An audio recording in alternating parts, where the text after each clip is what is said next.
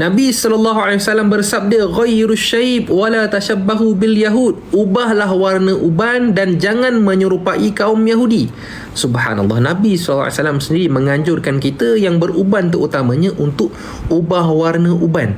Jangan cabut uban, tapi tukar warna uban supaya kita tidak menyerupai kaum-kaum Yahudi. Jadi khas kepada mereka yang beruban, yang nak cari pewarna rambut, nak tutup uban, insya-Allah kita nak ikhtiar nak tutup uban, nak hidupkan sunnah Nabi SAW, tapi takut kat sana was-was, banyak yang tak telap air, tak telus air. Maka Alhamdulillah kita ikhtiar produk daripada Inai Republic, insya-Allah 100% tutup uban kalau gunakan warna Cocoa Black ataupun warna Chocolate Brown. Silky Black ni dia ada khilaf sebab dia 100% hitam, tapi tak apa, ambil Cocoa Black 95% hitam, 5% saja coklat. Untuk tutup uban kita ikhtiar ada bahan-bahan aktif seperti inai, aloe vera, minyak zaitun dan banyak sangat bahan-bahan yang boleh menyihatkan rambut dengan bau yang sedap, iaitu bau strawberry. Dapatkan sebelum habis.